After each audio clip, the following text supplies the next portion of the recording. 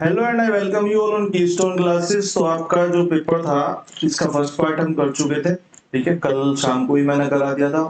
तो ये जो है जो नए हैं उन्हें मैं बता देता हूँ कि 10/6/2024 को जो वार्डर का एग्जाम हुआ था उसकी जो फर्स्ट शिफ्ट हुई थी उसका फर्स्ट पार्ट हम कर चुके हैं। अब ये जो हम देखेंगे वो सेकंड पार्ट होगा। ठीक है, मैथ सेक्शन यहाँ पे हम कंप्लीट कर रहे हैं। जहां तक है आपकी शाम से या कल से इसी एग्जाम की जो जीएस थी फर्दर एग्जाम्स के लिए क्योंकि आपके काम आएगी, तो उस जीएस की भी मैं क्लास अपलोड करना स्टार्ट कर दूंगा।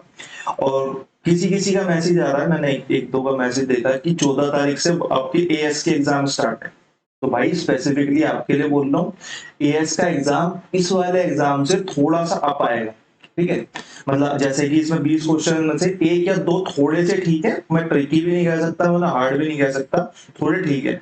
वहां पे आपके 2 से 3 क्वेश्चन जो आएंगे वो ठीक ठाक अच्छे लेवल के आएंगे। तो एक बार आप प्रीवियस ईयर में से जो अच्छे अच्छे क्वेश्चन हैं आप उनकी प्रैक्टिस कर लो। बाकी आपके 14 तारीख तक एग्जाम की बात रही, उस तक कंप्लीट कराने की बात रही। 14 तक आपके 10 से 15 एग्जाम जो पेपर है वो मैं कंप्लीट करा दूंगा। 21 के 21 तो नहीं हो पाएंगे। ठीक है, आई होप आप लोग समझ पाएंगे। कल से हम 40 की क्लास ले लेंगे जिससे कि जल्दी जल्दी खत्म हो जाए। आज के लिए क्योंकि हमने पहला पार्ट आधे हिस्से में कर लिया था, तो हम सेकंड पार्ट को भी आधे हिस्से में कर लेते हैं। आई होप आप लोग समझ पा रहे होंगे मेरी मजबूरी क्या है और क्या जरूरत है समय की। ठीक है, तो क्वेश्चन नंबर 1 देख लेते हैं। क्वेश्चन नंबर 1 बहुत सिंपल सा क्वेश्चन। जिसने भी मेरी पहली क्लासेस ली हुई हैं उसने बहुत बार क्वेश्चन देखा होगा, मैंने बहुत बार क्वेश्चन बताया। एक गोले की त्रिज्या 10% की कमी की जाती है तो गोले के आयतन में कितने प्रतिशत की कमी होगी। हमें पता है गोले का जो आयतन होता है उसमें आर की क्यूब होती है। अगर आर की क्यूब होती है तो इस 10 का इफेक्ट 3 बार पड़ रहा होगा। अगर इस 10 का इफेक्ट 3 बार पड़ रहा होगा तो मेरे पास 2-3 अलग अलग तरीके हैं। एक बार मैं 2-3 अलग अलग तरीके इस सीरीज में एक बार दोबारा से बता देता हूँ। ठीक है, एक तो तरीका हमारे पास क्या है कि हम a प्लस बी वाला फॉर्मूला जो हमने पीछे भी लगाया था। ठीक है, a प्लस बी और प्लस माइनस जिस हिसाब से डिमांड हो उस हिसाब से प्लस माइनस चेंज हो जाएगा। a मल्टीप्लाई b बाई 100 वाला जो ये फॉर्मूला है, ये कॉन्सेप्ट जो है ये हम 2 बार लगा दें। एक बार तो 10-10 पे लगा दें, फिर जो निकल के आएगा 2110 फिर उस पे लगा दें। एक तरीका तो ये है। ठीक है, एक तरीका हमारा बनता है कि भैया हमने 100 से 90 कर दी, फिर 100 से 90 कर दी और फिर 100 से 90 कर दी। टोटल पे इफेक्ट क्या पड़ेगा? 3 जीरो से 3 जीरो खत्म हो गई, 981 और 729 और ये आएगा 1000। 1000 से 729 हो गई, कितना कम हो गई? ये कम हो गई लगभग 200, 270, 271 कम हो गई। 271 कम हो गई किस पे? 1000 पे। Multiply by 100। अब इस मेथड को पूरी तरीके से इलेबोरेट मैं इसलिए नहीं कर रहा क्योंकि ये आपकी चैप्टर वाइज क्लास तो है नहीं। प्रीवियस ईयर सोल्व कर रहे हैं तो जैसे सोल्व होते हैं वैसे सोल्व होंगे। ठीक है, और 10 से यहाँ पे करेंगे तो ये आएगा हमारा 27.1 हमारा जो है यहाँ पे राइट आंसर आ जाएगा। ठीक है, आई होप आप लोग समझ पाए होंगे। ठीक है, पहला तरीका तो ये हो गया, दूसरा तरीका ये हो गया। और तीसरे तरीके की अगर मैं बात करूं तो तीसरा तरीका क्या हो सकता है? देखो तीसरा तरीका हो सकता है, मेरे को याद तो नहीं रहता वो फॉर्मूला, पर फिर भी मैं एक बार कोशिश करता हूँ रिकॉल करने की। एक हमारा तरीका होता है कि a प्लस बी प्लस सी। ठीक है, प्लस माइनस जो कुछ भी निकल के आएगा ये वाला सेकंड वाला part, A B plus B C plus C A upon में 100। नहीं नहीं, हाँ थोड़ा सा यही यही यही कंफ्यूजन है मेरे को। मैं अगली क्लास में कराऊंगा इस फॉर्मूले को। ठीक है ना, कोई दिक्कत नहीं है। इस वाले 2 तरीके आपने देख लिया, 2 तरीके बहुत हैं। एक तीसरा तरीका जो है, मैं एक बार फॉर्मूला दोबारा से देख लूं, मेरे को याद नहीं आ रहा। ए बी सी वैसे यही था। ठीक है, कोई दिक्कत नहीं। 2 तरीके आपने देख लिया, पहला तरीका ये वाला है, इस वाले को भी डाल के देख लेते हैं। ठीक है ना, इस वाले को भी मैं करा के एक बार बता देता हूँ। ए प्लस की, वरना बाद में कोई पूछेगा जरूर। A multiply B by 100। ठीक है, तो 10-10% की 3 बार है तो 10% एक बार, 10% एक बार, 10% एक बार। पहले हम इन दो 10 को उठा लेते हैं और इसमें ए और बी की जगह रख देते हैं। ए और बी की जगह रखेंगे तो ये आएगा 10 प्लस 10 प्लस माइनस जो भी अंदर से निकल के आता है, क्योंकि ये माइनस है दोनों, क्योंकि ये जो है ये माइनस अपने आप में दोनों, तो -10 मल्टीप्लाई -10 और divided by 100। 10 100 2 zero 2 zero cut जाएंगे, माइनस माइनस प्लस हो जाएगा, ये कितना होगा हमारा 10 10 20 यानी कि 19। और प्लस माइनस की जगह क्योंकि यहाँ माइनस माइनस प्लस हो रहा है तो अंदर से निकल के आएगा प्लस का, 19 होगा हमारा, सॉरी 20 होगा हमारा माइनस का, 20 होगा हमारा माइनस का, प्लस का निकल के आएगा एक, तो यहाँ से हमारी वैल्यू कितनी आ जाएगी 19। इसकी वैल्यू अगर 19 आ गई तो मैं एक बार उठा के इन दोनों में वाला फॉर्मूला पुट कर देता हूँ। ए को मैं मान लेता हूँ 19 और बी को मान लेता हूँ मैं 10। ठीक है, पहली बार में मैंने क्या माना था, पहली बार में ए मैंने इसे माना था, बी मैंने इसे माना था। अब की बार मैंने ए इसे मान लिया, बी इसे मान लिया, उठा के मैं रख देता हूँ। ए और बी की जगह मैं इस फॉर्मूले में अगर पुट करता हूँ तो मेरा कितना आएगा, मैं एक बार पेन चेंज कर लेता हूँ। ठीक है, और ये आएगा हमारा 19 माइनस का और माइनस का 10 या प्लस माइनस 10। ठीक है, थोड़ा सा इसको मिटा ही देते हैं।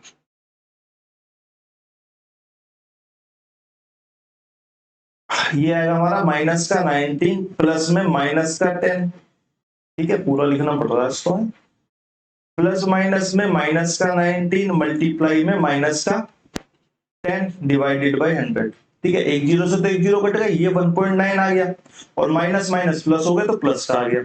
ये हमारा 29 आ गया माइनस का, ये प्लस का 1.9 आ गया। जब इसमें से इसको घटाऊंगा तो मेरा कितना आ जाएगा 27.1, किसका, माइनस का, तो हमारी क्या होगी, कमी होगी 27.1। ठीक है, क्वेश्चन नंबर 1 के बाद चलते हैं क्वेश्चन नंबर 2 की तरफ। एक निश्चित राशि साधारण ब्याज से 7 वर्षों में 2200 हो जाती है, 11 वर्षों में 2320 हो जाती है, तो राशि ज्ञात कीजिए। मुझे पता है साधारण ब्याज की अगर दर समान है तो मेरा जो इंटरेस्ट पहले साल मिल रहा होगा वही मेरा इंटरेस्ट सेकंड साल मिल रहा होगा, वही मेरा थर्ड साल, और ऐसी फर्दर हमारा जब तक जितना भी टाइम दिया होगा तब तक मिलता रहेगा। यानी कि मैं बोलूं तो हर साल अगर ब्याज सेम होगा तो ये जो अंतर आया है ये सिर्फ ब्याजों का अंतर तो होगा। अगर ये सिर्फ ब्याजों का अंतर होगा तो मेरे को यहाँ से दिख रहा है कि 120 रुपए का अंतर है। अगर 120 रुपए का अंतर है तो मैं बोलूं तो भाई कितने साल के ब्याज का अंतर है, ये 4 साल के ब्याज का अंतर है। अगर 4 साल के ब्याज का अंतर 120 है तो एक की वैल्यू कितनी हो गई, 30 हो गई। एक की वैल्यू 30 हो गई, मेरे से पूछा है राशि तो मैं किसी में भी रख देता हूँ। मैं बोलता हूँ 7 साल के लिए अगर मैं बोलूं तो 7 साल का ब्याज कितना हो जाएगा, 30 मल्टीप्लाई में 7 यानी कि 210, 210 मेरा 7 साल का ब्याज हो गया। और जो राशि हो रही थी वो कितनी हो रही थी, 2200।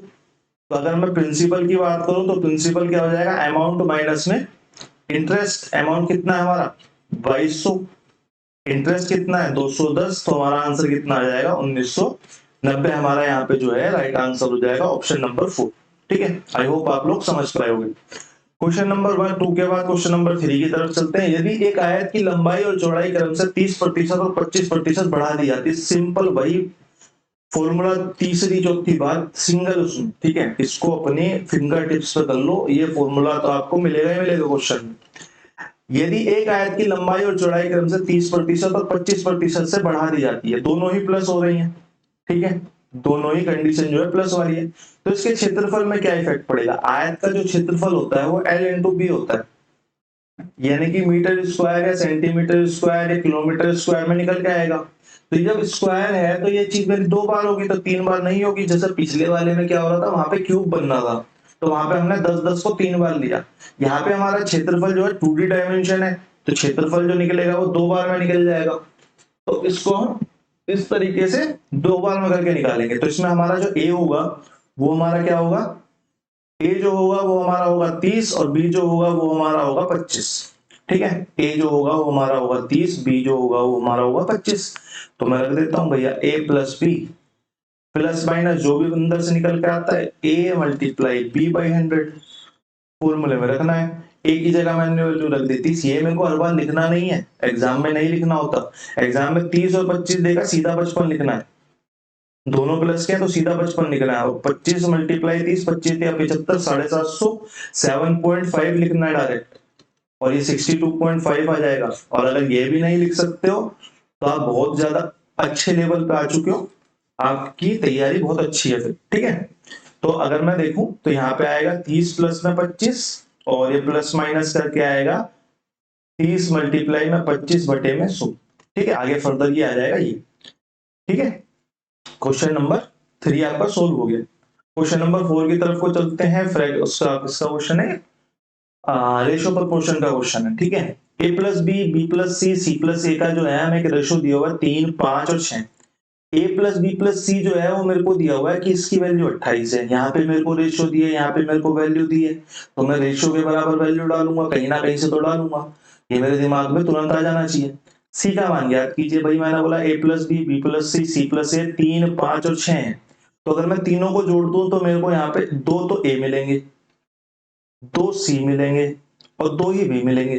तो मैं सीधा सीधा ये बोल सकता हूँ कि 2a प्लस बी प्लस सी का जो रेशो का योग होगा वो होगा 3 प्लस 6, तो 3 प्लस 5 प्लस 6, 5 3 8 और 6 14। तो सीधा सीधा मैं बोल सकता हूँ कि रेशो के हिसाब से तो a प्लस बी प्लस सी का टोटल जो है वो 7 आएगा। लेकिन इसी 7 की वैल्यू मेरे को क्वेश्चन ने जो दी है वो 28 दी है। सी का मान पूछा हुआ है, a प्लस बी प्लस सी का अगर 7 है और इसमें से मैं a प्लस बी माइनस कर दूं, a प्लस बी माइनस कर दूं, तो मेरे को सीधा सीधा दिखाई दे रहा है कि जो c की वैल्यू है वो कितनी आ जाएगी, c आ जाएगा हमारा 4 के बराबर। अगर हमारा c 4 के बराबर आ जाएगा, 7 की वैल्यू 28 है तो 4 की कितनी होगी, 7 चौक 28, 4 चौक 16 हमारा जो है यहाँ पे राइट आंसर हो जाएगा ऑप्शन नंबर 2। ठीक है, क्वेश्चन नंबर 4 के बाद चलते हैं क्वेश्चन नंबर 5 की तरफ। एक व्यक्ति एक बैट को 2405 रुपए में बेचने पर 30% का लाभ कमाता है। यानी कि सीधा सीधा ये कह रहा है कि 130% की जो वैल्यू है वो 2405 है।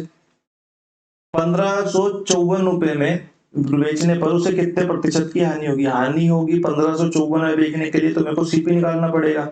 सीपी निकालना पड़ेगा तो 100% की वैल्यू निकाल देता हूँ। 2405 डिवाइडेड बाय 130, 100 की निकालनी है तो 100 से मल्टीप्लाई। 13 दूनी 26, रुक जाओ एक सेकंड, 13 एकम 13, कितना बच गया 11, 1 1 0, 13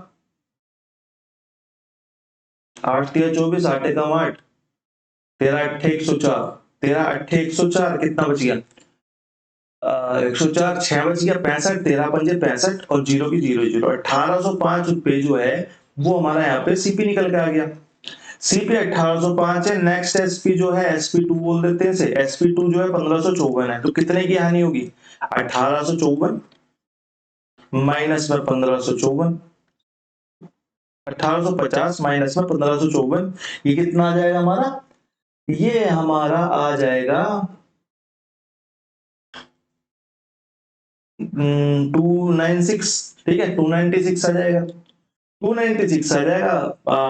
लॉस परसेंटेज निकालना है हमें, पता है लॉस परसेंटेज के लिए जितना लॉस हुआ है उतना ये लॉस हुआ है हमें, और 296 और कितने पे लॉस हुआ है, सीपी पे लॉस हुआ है। सीपी कितना 1850 से डिवाइड कर देंगे मल्टीप्लाई बाई 100, ये कितना था 296 था,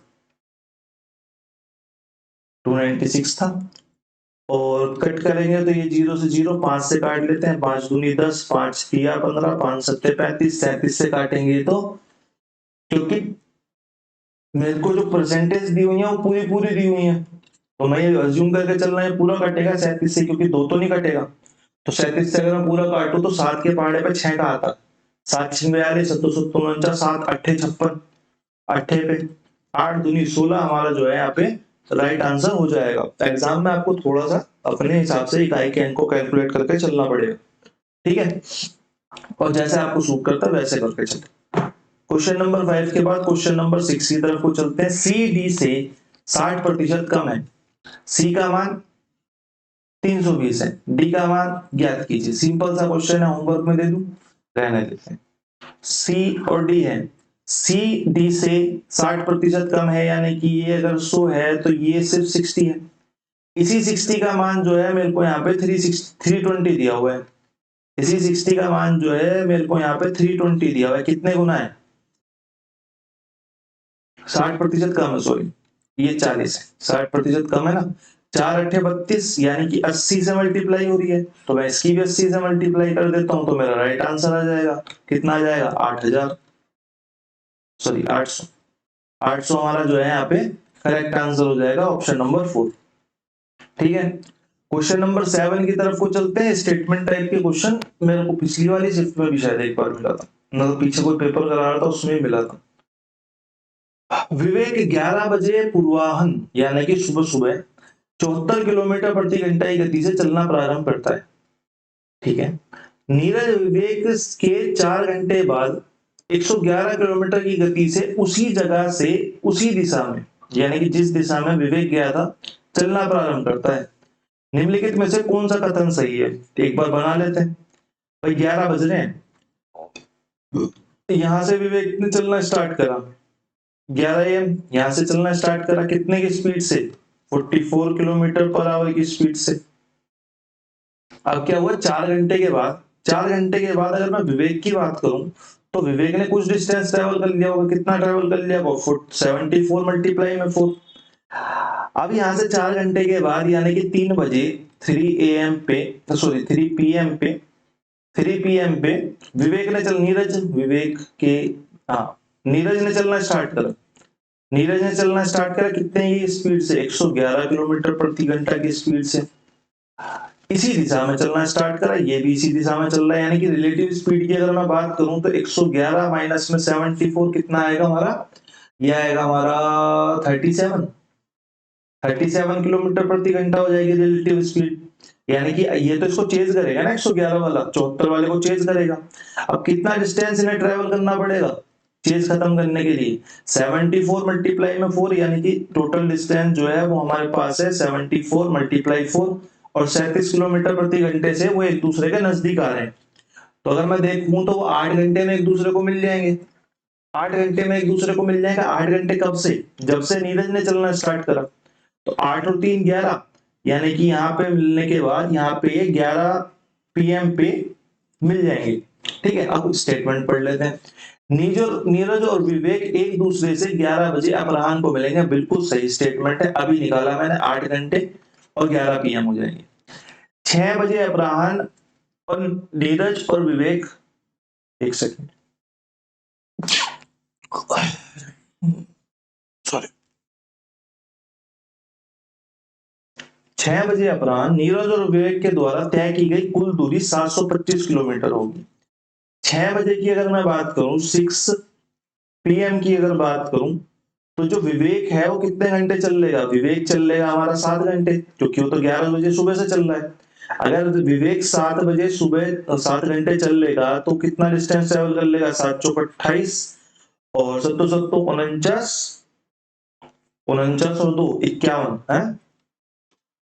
7 चौक 28 का 8, 2 हासिल, 7 7 49 51। ठीक है। और नीरज की अगर मैं बात करूं तो नीरज शाम को 3 बजे चल रहा है, तो सिर्फ 3 घंटे ही चला होगा, 3 घंटे ही चला होगा, लेकिन उसकी स्पीड तो ज्यादा है, 111 किलोमीटर प्रति घंटा है, तो 333 वो चल गया होगा। तो 8 और 3 11 का 1, 11 का 1 तो नहीं आ रहा है, यहाँ तो 11 का 7 का 5 आ रहा है भाई सब। तो पूरा जोड़ने की भी जरूरत नहीं है, तो केवल जो स्टेटमेंट है वो हमारी जो है केवल एक सही हो जाएगी। ठीक है, क्वेश्चन नंबर 7 के बाद क्वेश्चन नंबर 8 पे चलते हैं। ऊपर हो जाइए, हाँ जी। क्वेश्चन नंबर 8 हमारा कह रहा है एक स्कूटर 80 मीटर प्रति सेकंड की चाल से चल रहा है। स्कूटर की गति किलोमीटर प्रति घंटे है। बताओ, सिंपल सा क्वेश्चन है, बस 18/5 से मल्टीप्लाई करनी है। ठीक है, या फिर सेकंड 3600 से 3600 बटे में 1000 से मल्टीप्लाई करनी है। ठीक है, होमवर्क का क्वेश्चन आपके लिए, क्वेश्चन नंबर 8। क्वेश्चन नंबर 9 की तरफ चलते हैं। एक लड़का 16 किलोमीटर प्रति घंटा से चलते हुए एक निश्चित दूरी को 8 घंटे 15 मिनट में तय कर लेता है। मेरे को यहाँ पे स्पीड दी हुई है, मेरे को यहाँ पे टाइम दिया हुआ है, तो मैं डिस्टेंस निकाल सकता हूँ, क्योंकि डिस्टेंस होता है हमारा स्पीड मल्टीप्लाई में टाइम। यदि वह समान दूरी को साइकिल द्वारा 11 घंटे में तय करता है तो साइकिल की गति बताओ। तो डिस्टेंस अपॉन में मैं टाइम डालूंगा तो मेरी स्पीड आ जाएगी। अब मैं डिस्टेंस निकाल लेता हूँ। डिस्टेंस कितना होगा भाई? 16 मल्टीप्लाई में 16 घंटे और 16 किलोमीटर प्रति घंटा, और 8 घंटे 15 मिनट को मैं बोल सकता हूँ, 8 घंटे 15 मिनट को मैं बोल सकता हूँ 8 से ही 15/60, और इसको मैं बोल सकता हूँ 1/4, यानी कि हो जाएगा 8 3 24 और 1 25/4 घंटे। अगर मैं डिस्टेंस की बात करूं तो ये कितना आ गया? 25 चौका नहीं है, 25 चौका 100 किलोमीटर तो नहीं आ रहा, 15 चौका 60, 8 चौक 32 और 1 33 आएगा। सॉरी, 8 चौक 32 33 आएगा।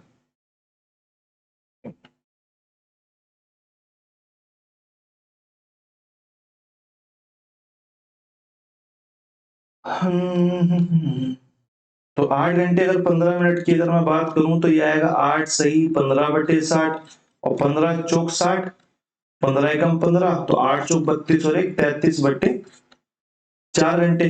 33 बटे 4 की तरह मल्टीप्लाई कर देते हैं, तो टोटल डिस्टेंस कितना आ गया हमारा 4 मल्टीप्लाई में 33। लेकिन मेरे को तो स्पीड निकालनी है, जब वो साइकिल से जाता है 11 घंटे में, तो स्पीड अगर मैं निकालूंगा तो मैं डिस्टेंस अपॉन में time is equal to speed होता है।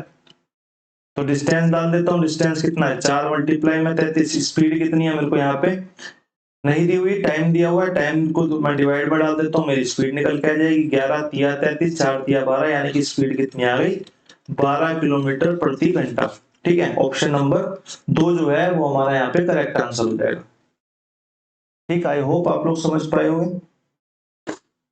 अगला क्वेश्चन देखते हैं। अगला क्वेश्चन आप एक बार पढ़िए, तो मैं पानी पी लेता हूँ।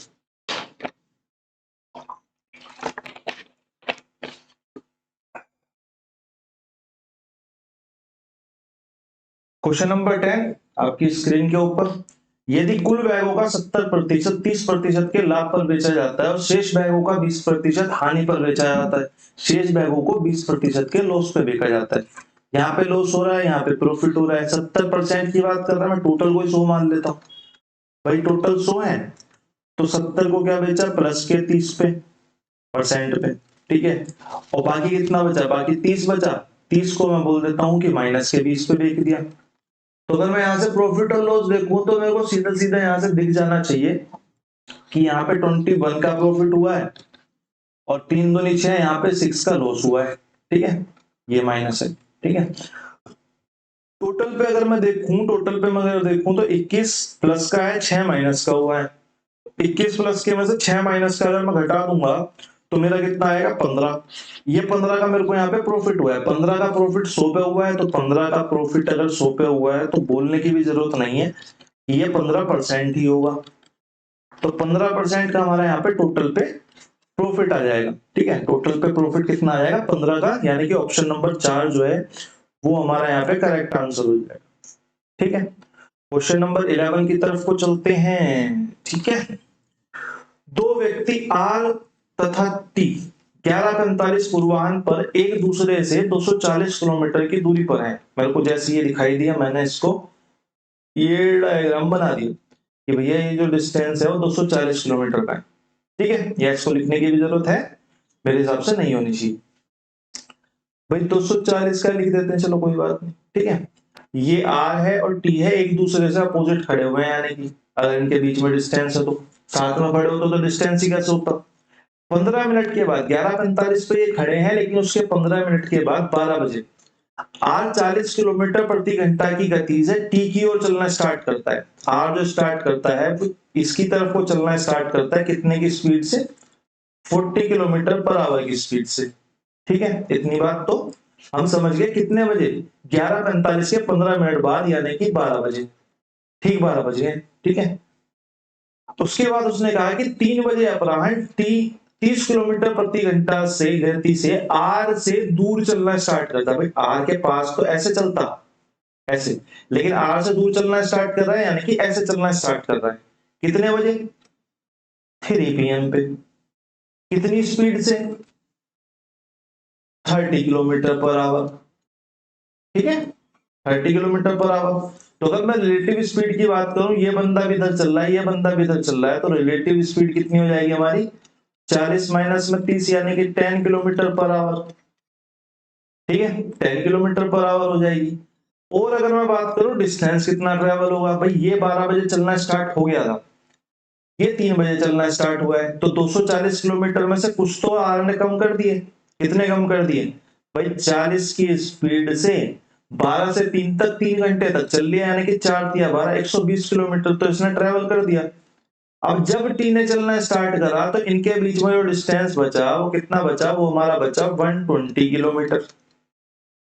अगर वो डिस्टेंस 120 किलोमीटर बचा तो इसी स्पीड से ही आपस में एक दूसरे को पकड़ेगा, है ना। अगले दिन किस समय मिलेंगे, 10 किलोमीटर की स्पीड से 120 किलोमीटर को उसने ट्रेवल करना है। तो टाइम की अगर मैं बात करूं तो डिस्टेंस कितना हमारा 120 और स्पीड कितनी हमारी 10। हमें देखते ही पता चल जाना चाहिए कि ठीक 12 घंटे दोबारा और लगेंगे। ठीक 12 घंटे कब से, 3 PM से। 3 PM से यानी कि अगले दिन 3 बजे सुबह 3 AM पे वो एक दूसरे को मिल जाएंगे। ऑप्शन नंबर जो है हमारा 3 है, ये हमारा करेक्ट आंसर हो जाएगा। ठीक है, क्वेश्चन नंबर 11 आपका थोड़ा ठीक क्वेश्चन है, अपना एक बार कॉपी ओपी में नोट करना हो तो देख ले। करण सचिन से 20% अधिक कार्य कुशल है। यदि सचिन अकेले किसी कार्य को 20 दिन में पूरा कर लेता है तो करण अकेले उसी कार्य को कितने दिन में पूरा करे? सिंपल क्वेश्चन है, कोई चलो होमवर्क नहीं देते, 10-5 क्लास होने के बाद देना स्टार्ट करो। ठीक है, करण सचिन से 20% अधिक कार्य कुशल है, तो मैं बोल देता हूं करण और सचिन है। करण सचिन से 20% अधिक कार्य कुशल का मतलब सीधा सीधा ये, अगर सचिन 100 है तो ये भैया 120 काम कर रहे हैं। अगर मैं फ्रैक्शन की बात करूं तो ये 5 और 4 में काम कर रहे हैं। ठीक है, सचिन अकेले काम को 20 दिन में कर लेता है, ये मेरा वर्क का ही तो रेशियो है। ये मेरे डेज हो गए तो मैं टोटल वर्क बोल सकता हूँ। टोटल वर्क कितना होगा हमारा 20 दिन में, और प्रतिदिन कितना काम कर रहा है सचिन? प्रतिदिन 4 काम कर रहा है। तो करण उसी काम को कितने दिन में करेगा? करण एक दिन में 5 काम करता है, तो 20 मल्टीप्लाई 4 काम को करण कितने दिन में करेगा? करण से डिवाइड कर देंगे, 5 चौक 20। 1 सेकेंड, 0 से 0 खत्म। ओहो, रेशो गलत ले लिया हमने, रेशो गलत ले लिया, सॉरी।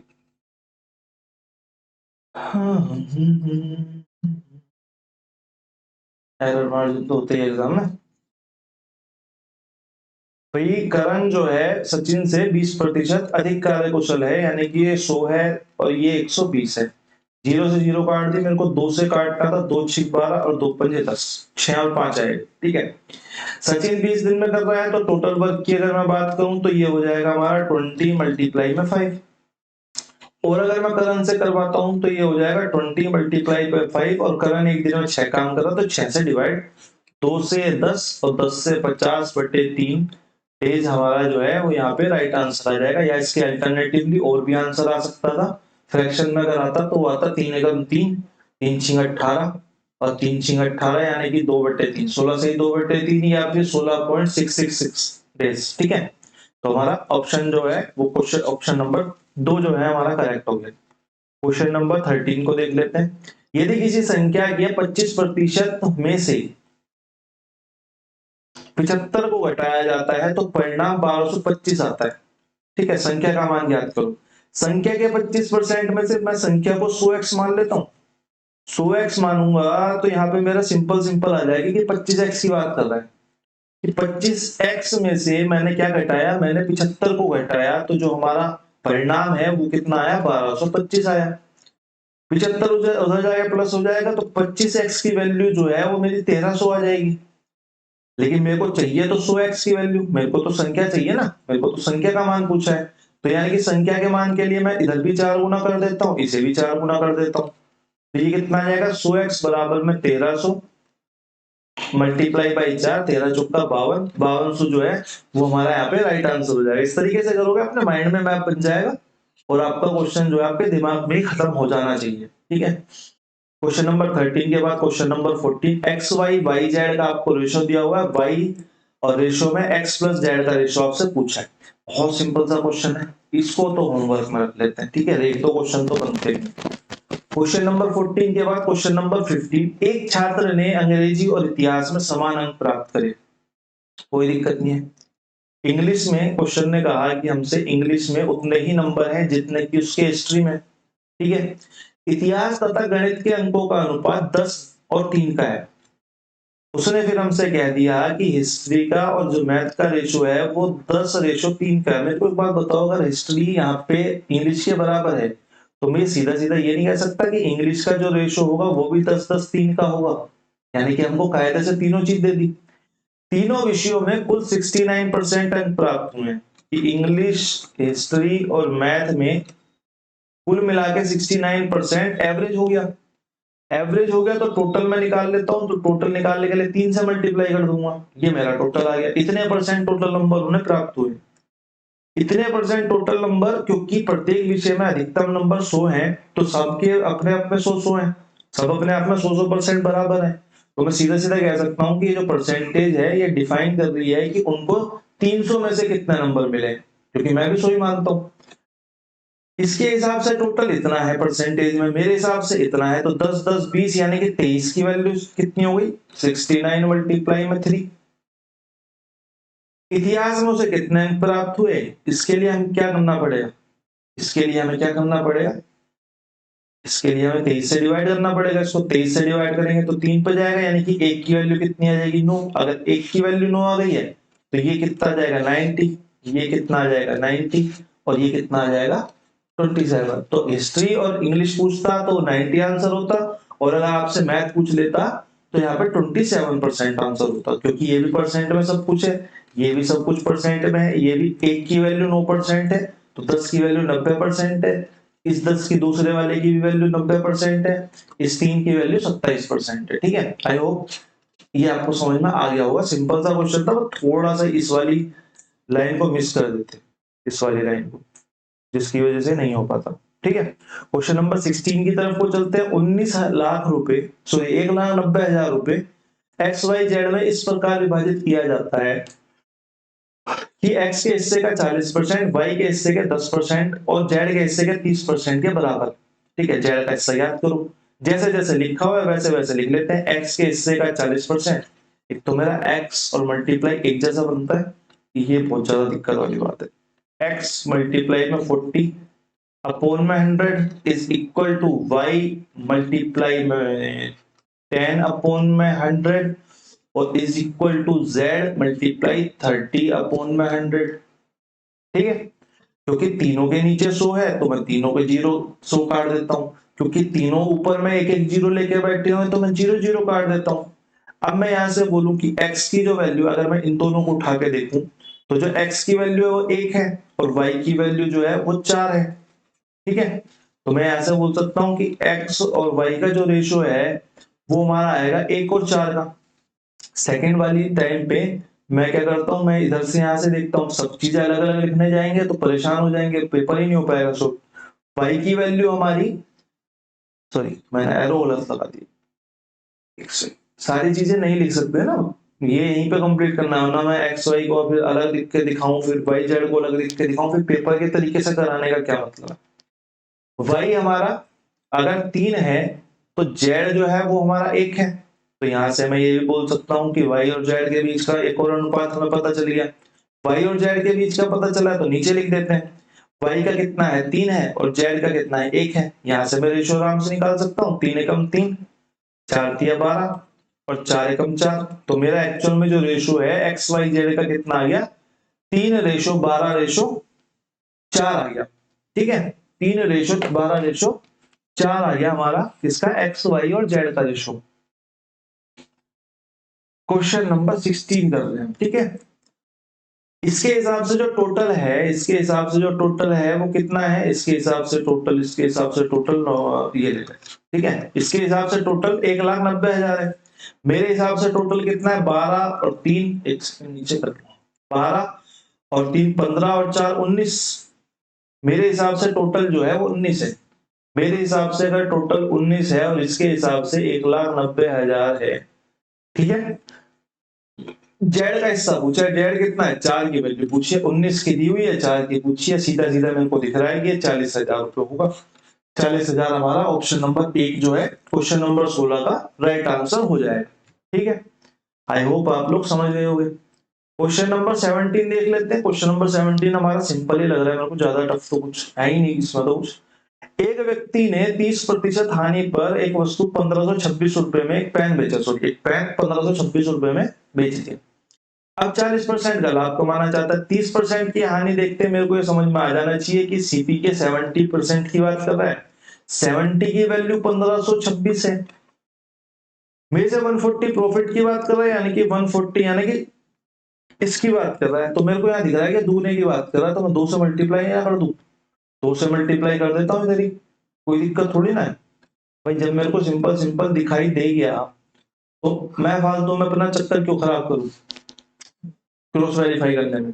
मेरे को दिखाई दिया कि 70 की वैल्यू इसने 1526 दी और 140 की मेरे से पूछी है, 140 की पूछी है तो दुगना है तो दुगने से मल्टीप्लाई कर देते हैं। क्वेश्चन नंबर 17 आपका 1 सेकंड का क्वेश्चन है बस। ठीक है, क्वेश्चन नंबर 17 खत्म, क्वेश्चन नंबर 18 पे आ जाते हैं। 12 वयस्क या 36 बच्चे किसी कार्य को 42 दिन में कर सकते हैं। 8 वयस्क या 12 बच्चे मिलकर उसी कार्य को कितने दिन में पूरा करेंगे? 8 वयस्क या 12 बच्चे, ठीक है। अब यहाँ पे जो पढ़ने वाली बात है वो या है। या का मतलब ये है कि 12 जो मेल हैं वो इक्वली काम कर रहे हैं किसके? 36 चाइल्ड्स के। अगर मैं यहाँ से यहाँ कट डाउन कर लेता हूं तो मेल अपोन में चाइल्ड कितना आ जाएगा हमारा? 3 अपोन में 1 के। मेल अपोन में चाइल्ड हमारा 3 अपोन में 1 के आ गया, यानी कि मेल की एफिशिएंसी 3 है तो चाइल्ड की 1 है, यानी कि मेल 3 काम करता है तो चाइल्ड 1 काम करता है। 42 डेज में कर सकते हैं, 42 डेज में कर सकते हैं तो मैं किसी से भी टोटल वर्क निकाल लेता हूं। भाई मैंने बोला टोटल वर्क जो होगा वो 42 मल्टीप्लाई में मेल, मेल एक दिन में 3 काम करता है और कितने दिन काम करता है? 12 मेल काम करते हैं, तो ये मेरा टोटल वर्क आ गया। अब मेरे से पूछा 8 वयस्क और 12 बच्चे, 8 मेल, हाँ ठीक है, 8 मेल प्लस में 12 चाइल्ड क्या करेंगे? 8 मेल प्लस में 12 चाइल्ड क्या करेंगे? 8 मेल कितने कर रहे हैं? 1 मेल 3 काम कर रहा है और 12 बच्चों में से प्रत्येक बच्चा 1 काम कर रहा है, तो टोटल एक दिन में कितना काम करेंगे? 8 तिया 24, 12 दूनी 24, 12 तिया 36 काम करेंगे। टोटल वर्क कितना है एक दिन में? ये मिला के इतना काम कर रहे हैं, तो टोटल टाइम कितना लगेगा? Time is equal to total work, यानी कि 42 मल्टीप्लाई में 3 मल्टीप्लाई में 12 अपोन में एक दिन का काम, एक दिन का काम हमने यहाँ पे 36 निकाल ही लिया, 12 दूनी 24, 12 तिया 36, यानी कि 42 डेज जो है वो हमारा यहाँ पे करेक्ट आंसर हो जाएगा ऑप्शन नंबर 3। ठीक है, आई होप आप लोग समझ पाए होंगे। एक सेकंड, हाँ बहुत है। क्वेश्चन नंबर 18 के बाद क्वेश्चन नंबर 19 पे चलते हैं। नमन की आय तथा व्यय क्रम से 13:5। सेकंड, नमन की आय तथा व्यय क्रम से अनुपात 13:5 है। यदि उसकी आय में 50% की वृद्धि होती है तथा व्यय में 50% कम किया जाता है तो उसकी आय और व्यय नया क्रम से अनुपात क्या होगा? एक बात बताओ, नमन की आय और व्यय का अनुपात दिया हुआ है, मेरे को इनकम दी हुई है 13, एक्सपेंडिचर दिया हुआ है 5, व्यय दिया हुआ है 5, इनकम दी हुई है 13। ठीक है, अब उसने बोला अगर इनकम इतनी है और एक्सपेंडिचर इतना है तो मैं सेविंग बोल सकता हूं, लेकिन सेविंग मेरे को यहाँ पे कहीं दिखाई दे नहीं रही, तो मेरे को फर्क पड़ता नहीं शायद, है ना, क्योंकि सेविंग का मेरे को कुछ पूछा ही नहीं है। इनकम 13 है, एक्सपेंडिचर 5 है। इनकम में उसने कहा कि 50% वृद्धि हो गई, 13 का 50% मेरे को पता है कितना होगा? 6.5 होगा।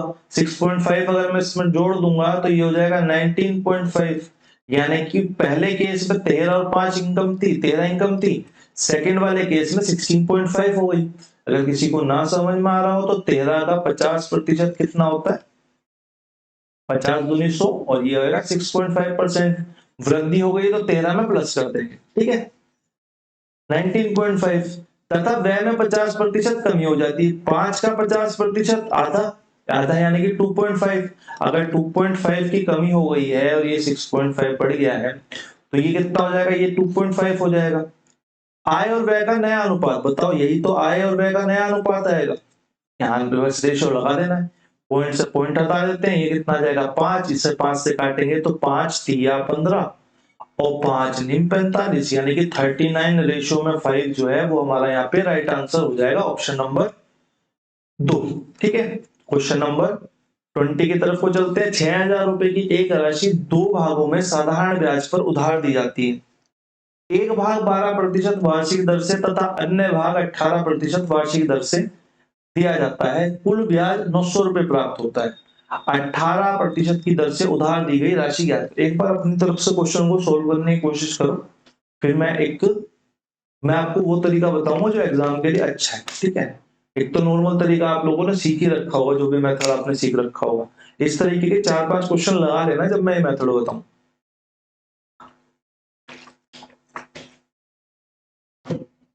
देखो, 6000 रुपए की राशि 2 भागों में विभाजित करिए। मुझे नहीं पता कौन कौन से भाग है, एक तो P into R into T वाला तरीका हो गया। ठीक है, एक राशि जो है मैंने मान ली x है, एक राशि y है, मैंने मानी है, बस इसका कुछ करना नहीं है, बस मैंने बोल दिया बस 2 टुकड़े हैं, x और y से बड़ी तकलीफ होती है कुछ को, वैसे हटाए।